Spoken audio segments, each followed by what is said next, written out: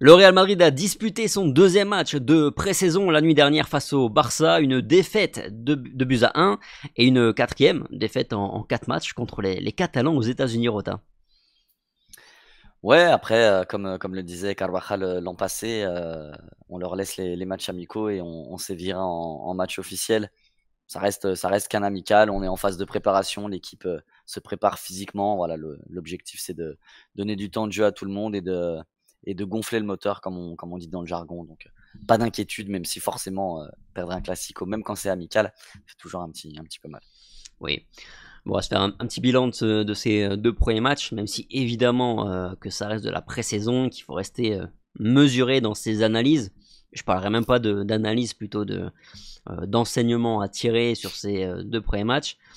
Parce qu'Ancelotti le disait encore hier, ces matchs servent à donner du temps de jeu à ceux qui jouent moins, notamment les jeunes de la Cantera qu'on a pas mal vu sur les deux premiers matchs, et puis surtout travailler dans le but de remettre les joueurs en forme et rien d'autre. Ouais, clairement, je pense qu'on a tout dit. C'est vraiment les automatismes qui sont travaillés, donner du temps de jeu aux jeunes, incorporer les nouvelles recrues, comme c'est le cas pour Hendrick et forcément ça va servir. La pré-saison elle est faite pour ça, c'est pour roder un petit peu tout le monde. Donc, il y a pas d'enseignement majeur à tirer, que ce soit individuellement ou collectivement. C'est beaucoup trop tôt dans la saison, même si le premier match officiel arrive dans 10 jours, hein, si je dis pas de bêtises. Donc, finalement, on court un petit peu après le temps. Mais voilà, on sait qu'il y a aussi un Real Madrid dans les matchs amicaux et un Real Madrid en compétition.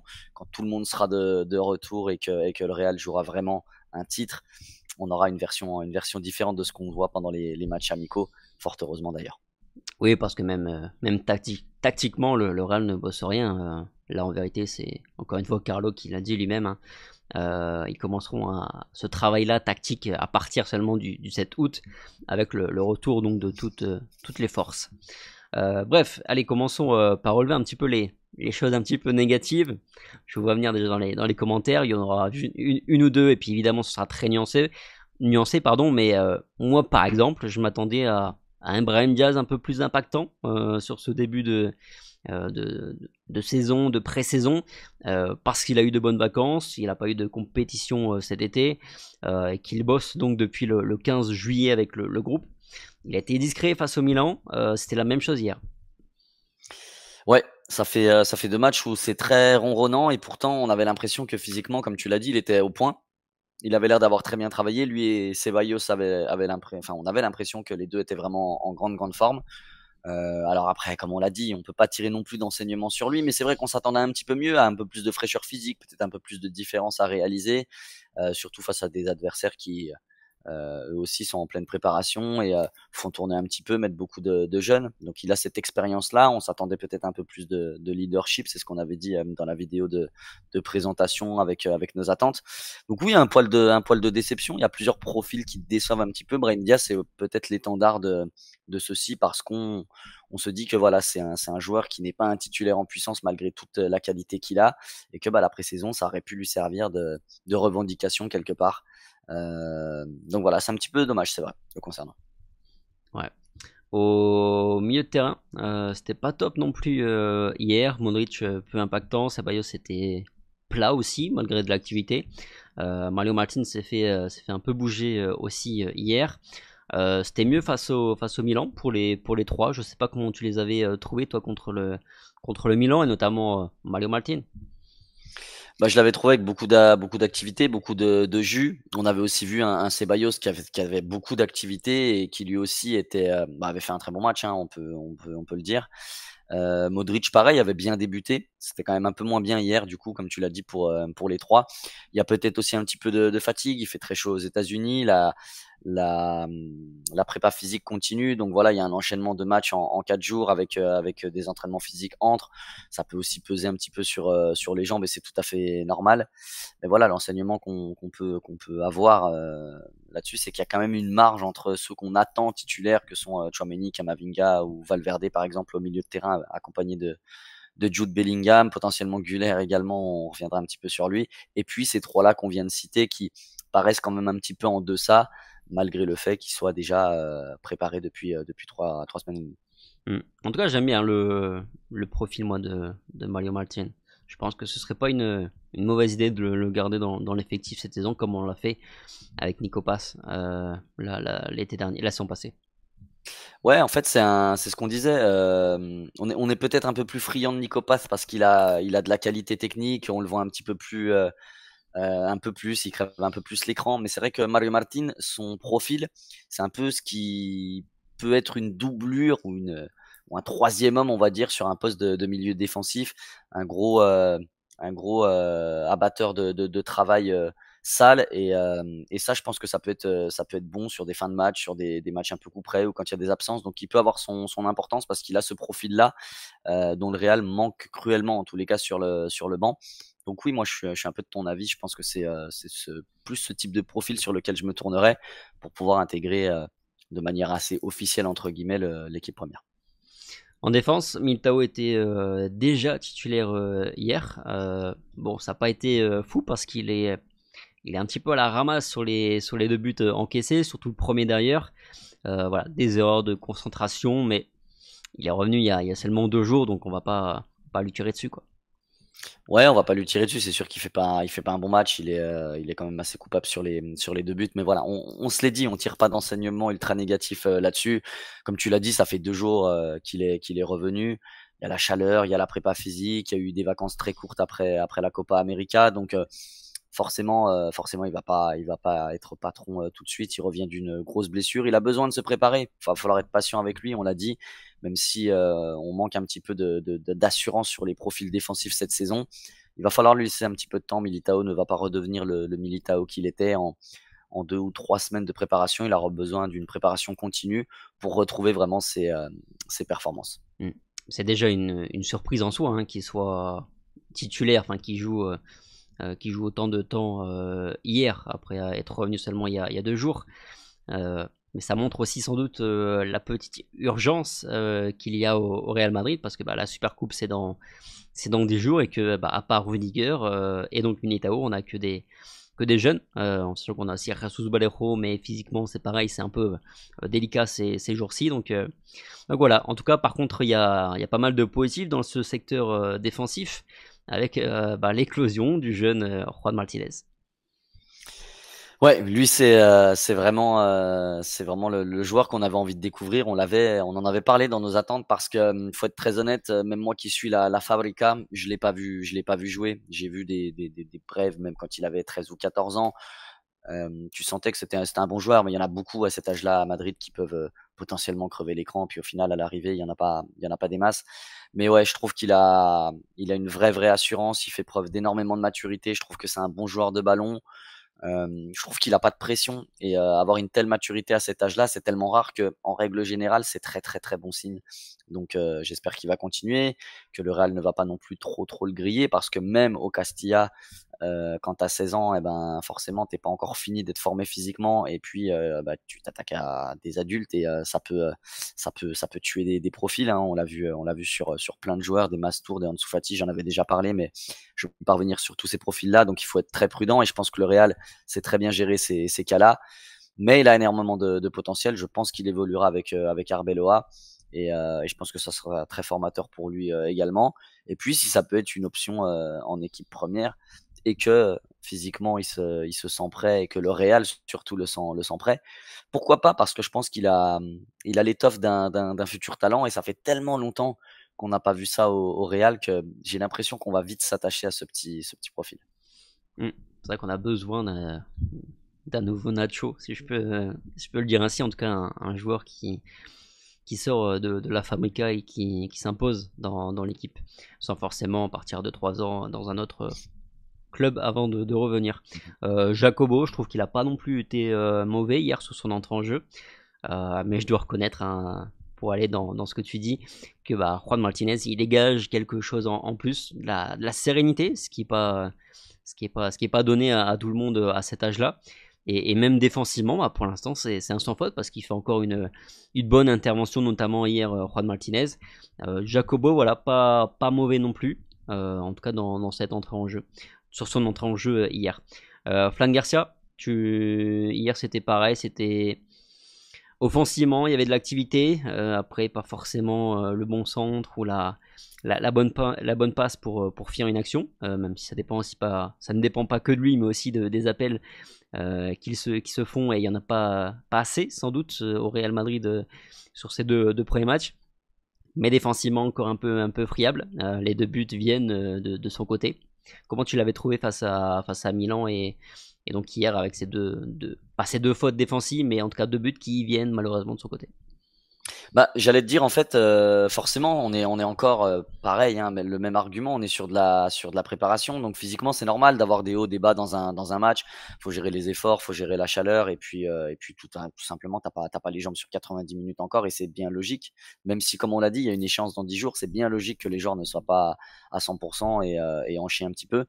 Je l'avais trouvé bien meilleur face à Milan. Face à Milan, je trouvais il était solide, il se projetait aussi. Donc tout n'était pas parfait, mais il y avait de belles choses et je trouvais ça assez rassurant. C'est vrai qu'il était un petit peu plus en souffrance face au Barça. Je vais mettre ça sur le poids de la prépa et le fait que l'enchaînement des deux matchs en 4 jours, bah ça pèse aussi quand même un petit peu sur les jambes. Mais c'est sûr que voilà, il n'a pas été d'une assurance touriste, qu'on l'a déjà dit. Fran Garcia, c'est un joueur qui peut apporter offensivement, mais il a besoin aussi de s'améliorer défensivement. Donc il faut qu'il progresse dans les deux secteurs, dans les deux compartiments du jeu.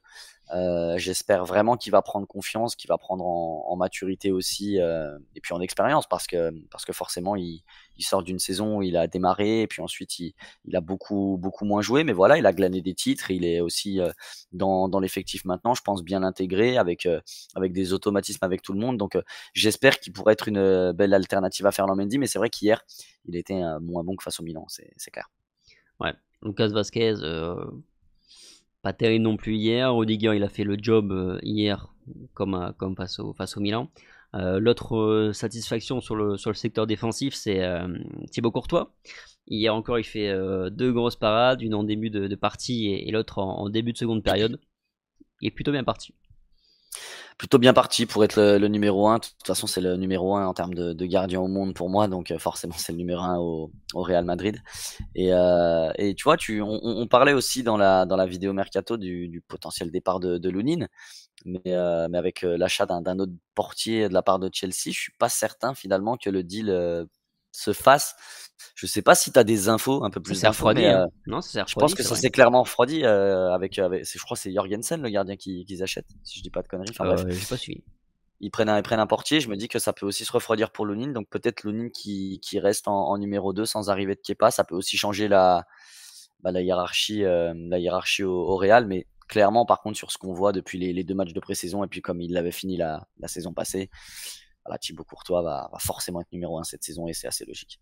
Mm. Non, mais c'est vrai que pour Lunin, ça fait une grosse semaine qu'il n'y a plus d'informations, alors qu'on semblait quand même assez proche d'un deal avec Chelsea où on envoie Lunin et Kepa revient à Madrid. Mais ça s'est refroidi, en tout cas, on n'entend plus parler, donc Bah, affaire comme à je te suivre. disais, hein, je pense que c'est l'achat de leur gardien, hein. Je pense que ça a bloqué tout ça. Parce que je te dise pas de bêtises, c'est Jorgensen, Philippe Jorgensen, ouais, qui a signé en provenance de Villarreal. Donc il fait une grosse saison l'an passé à Villarreal. Une seule grosse saison, on va dire, au haut niveau, mais voilà, ils ont jugé ça plutôt opportun de le prendre, 22 ans. Je me dis, ça serait bizarre de prendre Jorgensen et Lunin, sachant qu'ils ont Robert Sanchez, ils ont beaucoup de gardiens, ils ont Petrovic, donc il y en a 6 dans l'effectif à l'heure actuelle. On sait que Chelsea a beaucoup de joueurs, hein, ils sont à 42 joueurs, mais je les vois mal du coup aller sur Lunin. Mm. Ouais, bah écoute, moi je prends, hein, si Lunin reste une saison de plus, je prends. Obligé de parler de Vinicius, qui entre hier pour la dernière demi-heure de jeu, plus ou moins, qui a mis le feu dans la défense du Barça. Alors ça n'a pas été efficace dans le dernier geste, mais l'essentiel est évidemment ailleurs, avec un- enfin